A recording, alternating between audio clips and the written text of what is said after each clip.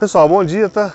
Meu nome é Alex, eu sou o consultor técnico lá da M-Tower e eu vou falar um pouco aqui sobre movimentação. A gente vai simular uma operação aqui do equipamento como se eu estivesse colocando ele em campo para o usuário final, tá? E falar o conceito básico de manutenção. Então a ideia do equipamento é um gerador solar, tá? Então eu tenho três módulos fotovoltaicos que captam energia durante o dia, transforma essa energia em carga para o banco de baterias que fica dentro desse conjunto aqui.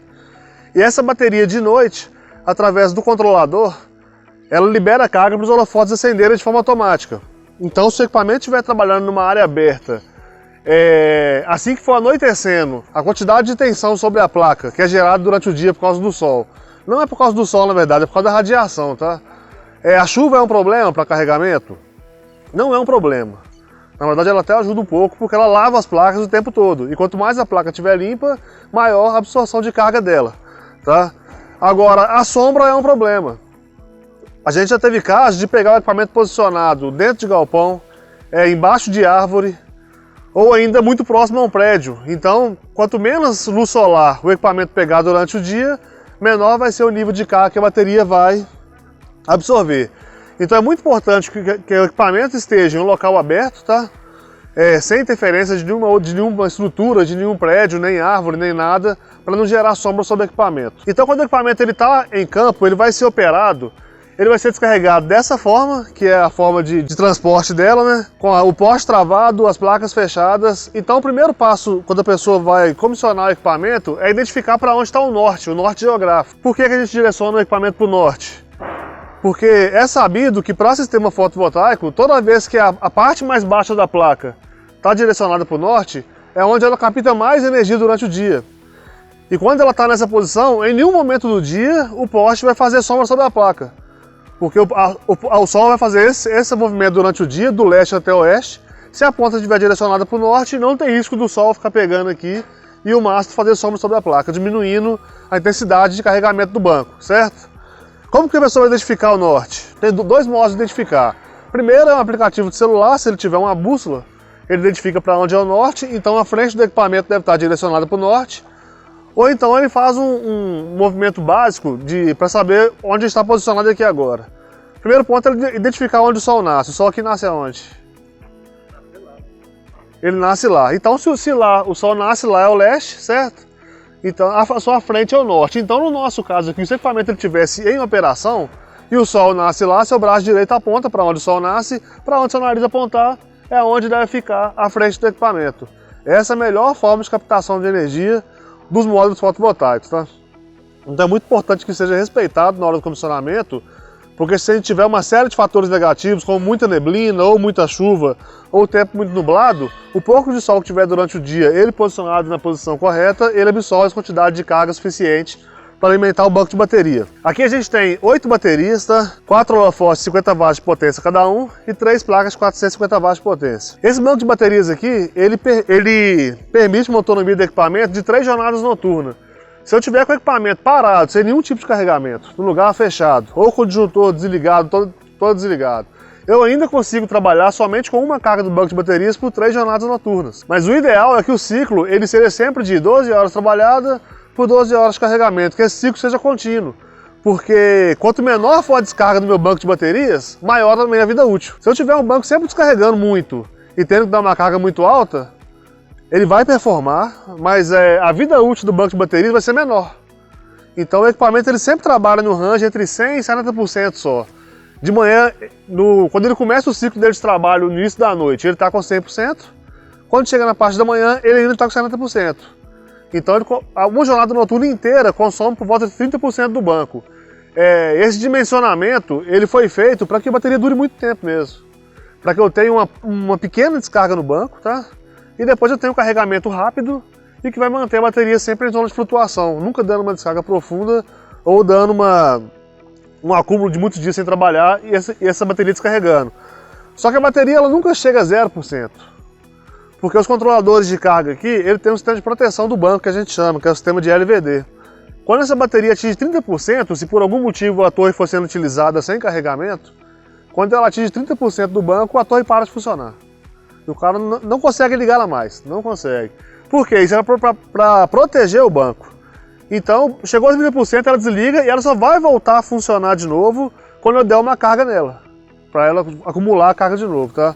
Então, esse sistema que o equipamento tem, para que ele não sofra uma descarga profunda das baterias e colhe as placas, porque se a bateria colar as placas, não adianta mais dar carga lenta, fazer mais nada e o banco está perdido. Então, trabalhando dessa forma correta, com as placas abertas, captando energia em local aberto, a bateria tem uma vida útil, uma garantia do fornecedor de 2 anos, mas uma vida útil projetada aí de 3 até 4 anos. Vou falar um pouquinho agora da movimentação do equipamento. Então aqui a gente tem 2 opções de pega de pilhadeira, tá? Tem esses pegas laterais, que são esses 2 suportes que tem embaixo do equipamento aqui. Dependendo da posição que tiver no caminhão, se ele não conseguir pegar pela parte de trás, ele pode pegar pela lateral do trailer, naquelas entradas de lança ali, certo? Ele tem a opção de pegar pela parte traseira também do equipamento, dependendo da posição que ele tiver, permitir. E tem a terceira opção, que é pegar por esses pontos de içamento. A gente coloca uma cinta aqui com manilha de 1,5 m aqui, tá? Uma outra cinta nesse outro ponto de içamento com 2,5 m. O centro de massa ele está exatamente em cima do eixo. Então o moitão do caminhão MUC vem aqui na direção do eixo, pega essas 2 cintas, levanta o equipamento e retira de cima do caminhão, tá? É um equipamento muito leve, então para movimentar ele é muito fácil de movimentar. Para movimentar dentro da obra, eu ainda tenho a opção de engatar ele nesse engate-bola aqui, se puder vir cá para vocês verem. Então a gente tem a opção de engatar no engate-bola para fazer movimentação dentro da obra. Tá? Esse equipamento aqui ele não é desenvolvido para ser emplacado para rodar na rua. Se precisar fazer uma movimentação que tenha que pegar uma rodovia, alguma coisa assim, ou dentro da cidade, tem necessidade de colocar em cima do caminhão para movimentar. Agora, dentro da área de operação que não vai na via pública, você pode rebocar ele com a velocidade máxima, está identificada ali na roda, tanto quanto lá na traseira, de 20 km por hora. Essa velocidade ela foi determinada para manter os componentes deles sem problema nenhum durante a movimentação e para garantir também estabilidade durante as curvas. O equipamento ele tem um eixo muito curto, então se ele estiver sendo rebocado, geralmente dentro de obra, alguma coisa assim, a pavimentação é muito ruim, né? Geralmente tem aquelas costelas ou muito buraco, rua de terra. Então sempre que for movimentar o equipamento pelo engate-bola, movimentar com o máximo de cuidado possível, respeitando o limite de velocidade de 20 km por hora. Tá? Isso é muito importante para manter a integridade do equipamento. Então o equipamento está posicionado para o norte, ele não vai usar o cambão nesse momento. Certo? Ele pode rebater o cambão para não ficar atrapalhando a área de operação dele. Ele rebate o cambão para ele começar a colocar o equipamento em operação. Então, o segundo passo, depois que ele já posicionou para o norte, o segundo passo da operação é apoiar os 4 pés de apoio no piso. Tá? Quando ele apoiar os 4 pés de apoio no piso, ele tem que verificar. Não precisa de nível, de nada disso não, porque consegue fazer aqui uma inspeção visual. É muito simples de entender isso. Ele precisa parar do lado do equipamento e ver se o poste está a 90 graus em relação ao piso. Por que tem que estar a 90 graus em relação ao piso aqui? Para na hora que eu fizer a telescopagem dele, na hora que eu for descer o poste, como ele desce por gravidade e o peso do poste está forçando o cabo de aço para ele descer, para esse cabo de aço não ir embolando se estiver muito inclinado para frente ou para trás e sair fora da guia dele ali que prende o cabo de aço, tá? Então manter o poste alinhado em relação ao piso é importante. Aqui como o poste está um pouquinho inclinado para trás, eu vou movimentar as patolas aqui só para subir um pouco a traseira.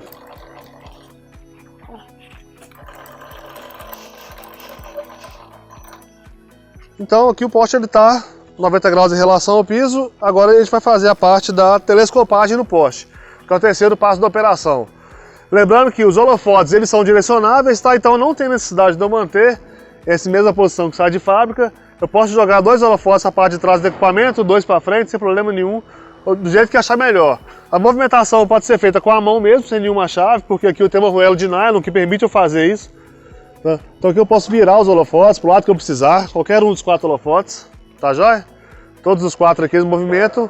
E depois que estiver posicionado, a gente vai fazer a telescopagem do poste. O poste ele vem com uma trava de segurança, que é para na hora que ele estiver movimentando, ele não ficar balançando e batendo aqui. Então toda vez que for movimentar o equipamento, é muito importante que as placas estejam fechadas e travadas para evitar o impacto sobre elas, tá? e que o poste também esteja travado para que ele não vai batendo aqui e poder danificar alguma parte elétrica aqui do equipamento. Então, para destravar essa trava aqui, a gente gira o guincho no sentido anti-horário, tá? Que é para destravar. Então a trava agora está solta e a gente pode fazer a telescopagem do poste. O guincho ele tem um sistema de engrenagem aqui que freia em qualquer momento que eu tirar a mão do equipamento. Então, se a pessoa estiver operando o poste e por algum motivo ela se distrair ou a mão escorregar e ela soltar a manivela, não tem problema, porque o poste tem um sistema de freio tanto quanto subida quanto descida, tá? E aqui ele vai subir no poste até a altura que ele desejar. Esse poste aqui ele tem 7,5 metros de altura quando ele atinge o fim de curso, tá? Da ponta do poste até o piso. Então vou telescopar ele inteiro aqui.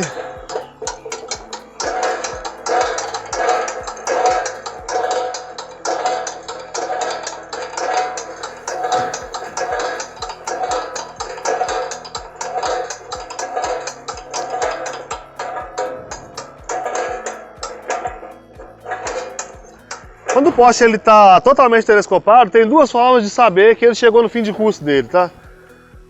O primeiro modo é, ele fica muito pesado a manivela, então fica muito difícil da pessoa continuar forçando o cabo de aço, porque ele está bem tensionado já. E segundo, a pessoa que está operando, ela consegue enxergar essa faixa vermelha aqui que determina que o poste chegou no fim de curso. Então chegou no fim de curso, independente de onde a manivela estiver, ele tira a mão, a manivela está travada e o poste está erguido na sua altura máxima, tá? Então o equipamento está posicionado, mas eu não quero iluminar a frente lá, eu quero iluminar a parte de trás. Eu não preciso virar o equipamento. O poste tem uma trava de giro que permite que quando eu aciono ela, eu giro o poste para cá 180 graus, então eu posso iluminar para o lado que eu quiser. Se eu quiser iluminar para o outro lado, eu retorno para o lado de cá, para que esse cabo não fique enforcando aqui no poste, tá? Eu tenho um batente aqui que me limita a fazer isso. Então, se ela tiver operação, a pessoa não consegue ficar girando ela para o mesmo lado, ele consegue girar 180, travar, voltar e girar mais 160.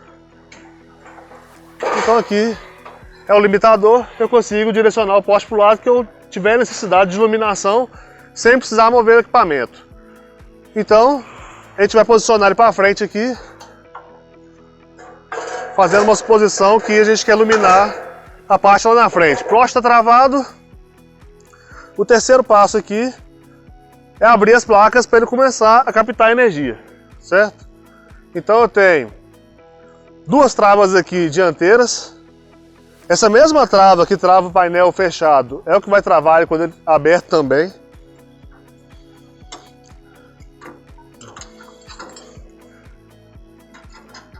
Eu tenho mais uma trava aqui na parte traseira, que é uma trava para movimentação. Toda vez que estiver movimentando, é importante retirar esse grampo Santo Ângelo aqui para fazer a abertura dos painéis.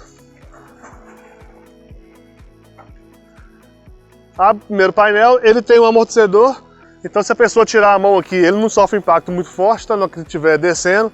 Então a função do amortecedor aqui é limitar o impacto caso a pessoa solte a placa quando ela estiver abrindo aqui. Então ele limita o impacto, a mesma trava que travava ele fechado é que vai travar aberto.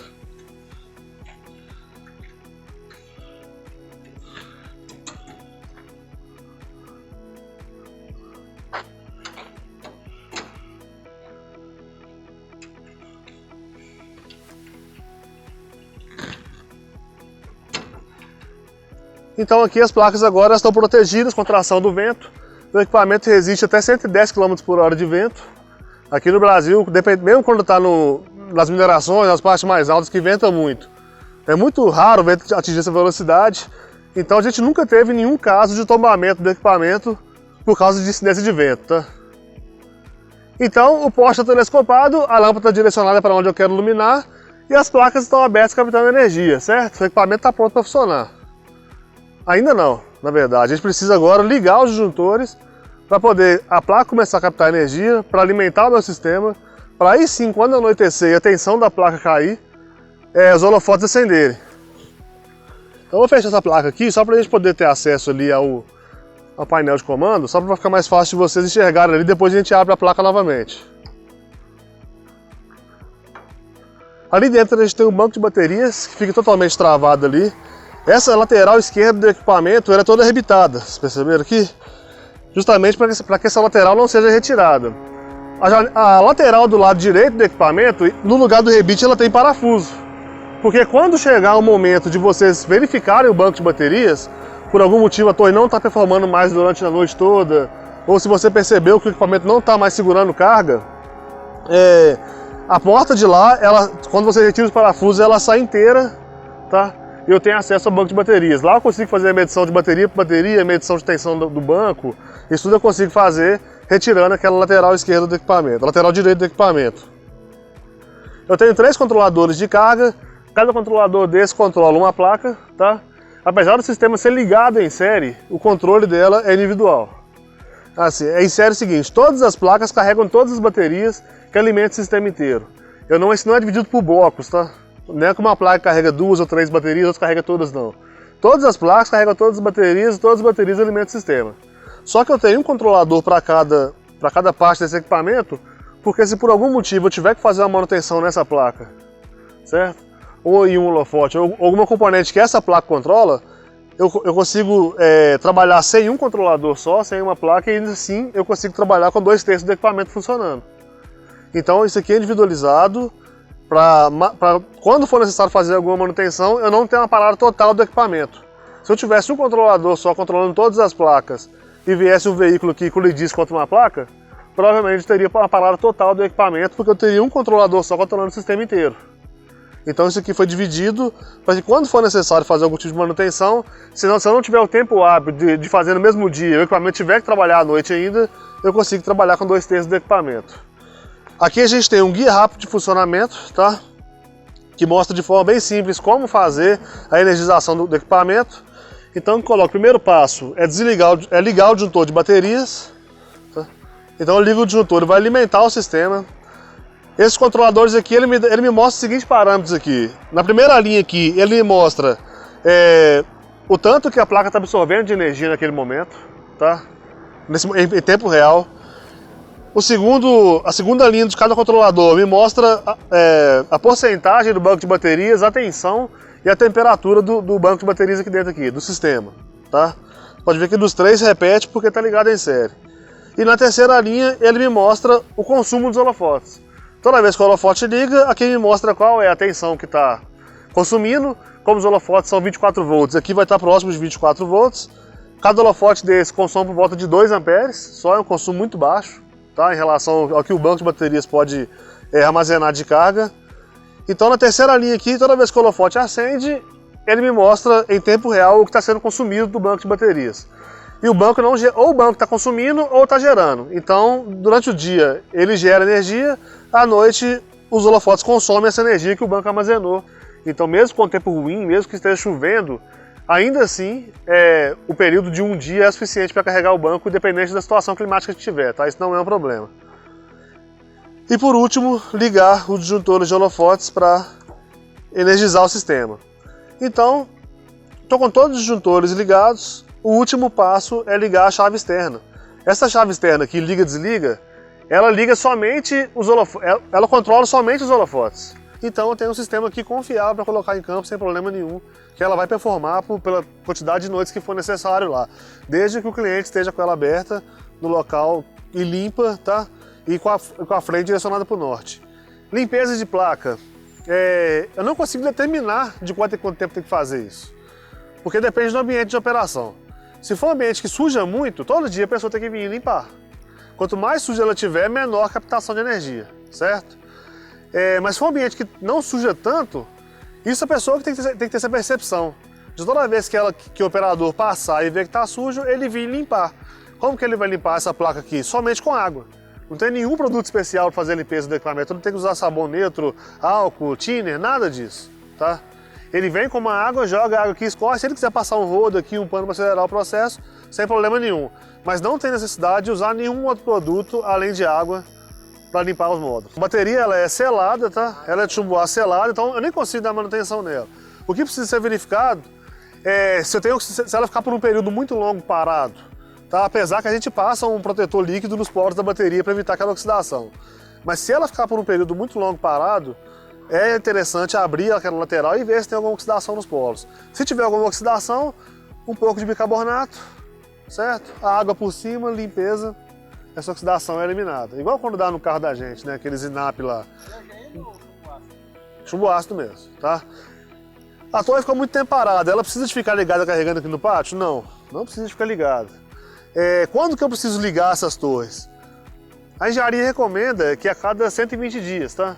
Mas se pelo menos uma vez por mês, um período bem menor que esse, se a torre não foi locada, é interessante deixar ela ligada aqui só por um período de uma manhã que seja, só para equalizar esse banco de baterias, porque o chumbo é mais pesado que o ácido, então se o equipamento fica muito tempo desligado, eu não passo nenhuma corrente pelas baterias, a tendência é o chumbo ir baixando em relação ao ácido e com isso danificando a bateria.